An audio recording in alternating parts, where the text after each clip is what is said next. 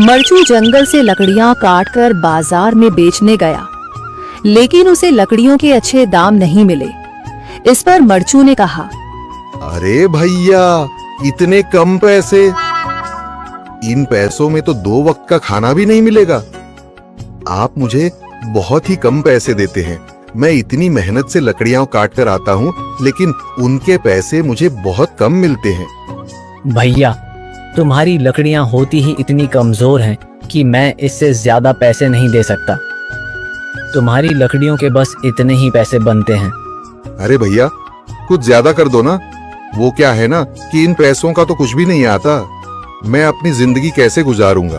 भैया, तुम जाकर अच्छी लकड़ियां लाओ, तभी इन लकड़ियों का अच्छा दाम मिल पाएगा, वरना इन लकड़ियों का तो यही दाम है।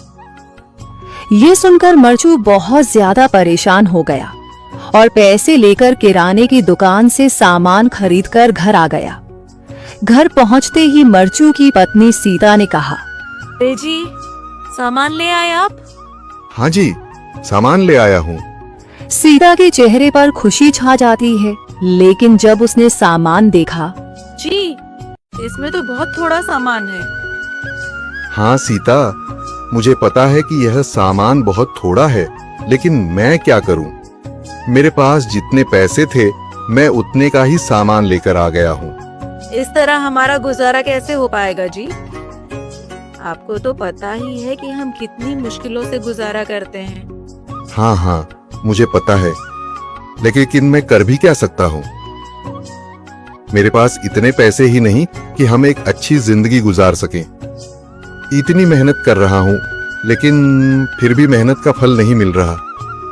इतनी मेहनत से अच्छी लकड़ी काट कर आता हूँ, लेकिन मुनासिब दाम नहीं मिलता। मैं तो बहुत परेशान हूँ। क्या करूँ? कहाँ जाऊँ?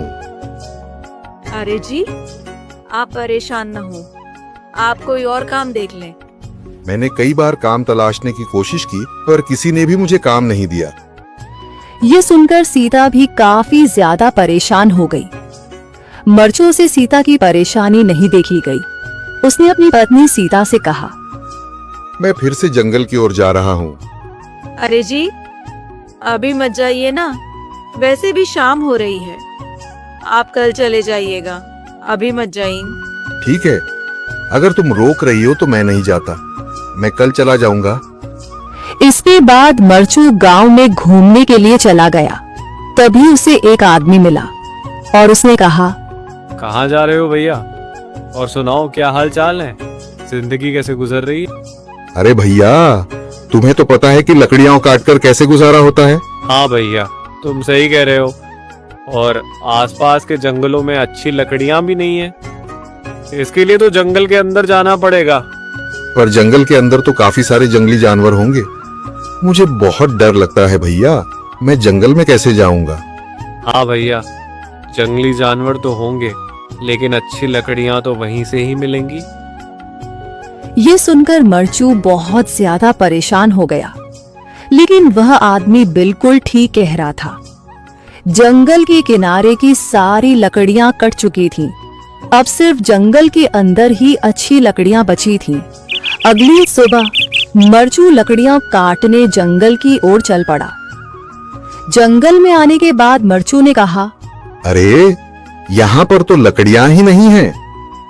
वो आदमी सही कह रहा था, लकड़ियों के लिए तो जंगल के अंदर ही जाना पड़ेगा। और जंगल के अंदर जाना क्या सही रहेगा? मुझे तो बहुत डर लग रहा है, क्योंकि वहां पर तो काफी सारे जंगली जानवर होंगे जो खतरनाक होंगे। सोचता ही रहा और फिर उसने सोचा, अरे, यहाँ पर भी कोई मजबूत पेड़ दिखाई नहीं दे रहा जिससे मैं लकड़ियां काटकर घर ले जा सकूं। लगता है और अंदर जाना पड़ेगा। यही सोचकर मरचू जंगल के अंदर चला गया। अंदर जाने के बाद उसने इधर उधर पेड़ देखे, पर उसे कोई भी अच्छा पेड़ दिखाई नहीं दिया। यह सोचकर मरचू जंगल के और अंदर चला आया।